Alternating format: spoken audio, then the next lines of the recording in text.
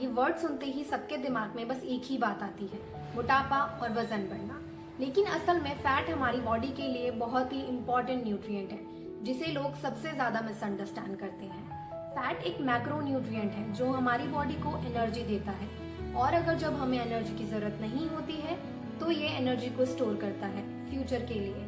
Fat हमारे internal organ जैसे कि हार्ट, किडनी और लिवर के पास एक सॉफ्ट लेयर बनाता है जो उन्हें शॉक, प्रेशर या इंजरी से बचाता है। फैट के कई सारे फंक्शन हैं, जैसे कि टेम्परेचर मेंटेन करना, हार्मोन बैलेंस और फॉर्मेशन करना, विटामिन के एब्जॉर्प्शन में हेल्प करना। फैट हमारे स्किन के नीचे एडिपोज टिश्यू में स्टोर होता है जो बॉडी के टेम्परेचर को मेंटेन करने में हेल्प करता है। Fat soluble vitamin like vitamin A, D, E, K absorption में हेल्प करता है। फैट बेसिकली 2 टाइप्स के होते हैं, good fat and bad fat. Good fat में प्यूफा और म्यूफा आते हैं और essential fatty acid like omega 3 and omega 6। अब बात करते हैं गुड फैट के सोर्सेज के बारे में। Olive oil, mustard oil, groundnut oil, sunflower oil, almonds, walnuts, flax seeds, chia seeds, pumpkin seeds, avocado, इन सब में गुड फैट होता है जो हमें कंज्यूम करना चाहिए। बैड फैट वो फैट होता है जिन्हें ज्यादा अमाउंट में कंज्यूम करने से वेट गेन, कोलेस्ट्रॉल इम्बैलेंस और हार्ट प्रॉब्लम्स हो सकती है। बैड फैट जैसे कि चीज, घी, बटर, इन सब का इंटेक हमें मॉडरेशन में करना चाहिए। अब बात करते हैं ट्रांस फैट के बारे में, जो हमारी बॉडी के लिए सबसे ज्यादा हार्मफुल होता है। ट्रांस फैट प्रोसेस फूड में यूज होता है, जैसे कि पैकेट स्नैक, चिप्स, समोसा, मैदा, इन सब में ट्रांस फैट होता है।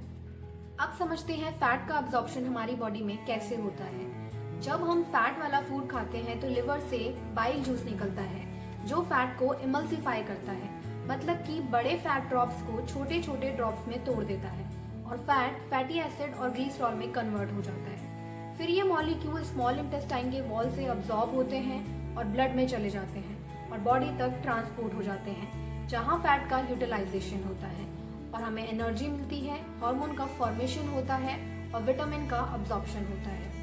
और यही फैट बर्न प्रोसेस में स्टोर्ड फैट फैटी एसिड और ग्लिसरॉल में कन्वर्ट होता है। इस प्रोसेस में कार्बन डाइऑक्साइड और वाटर निकलता है।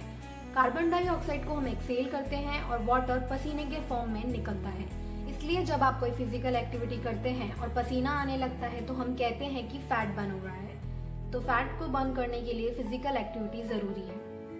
अब समझते हैं फैट बर्न कब होता है।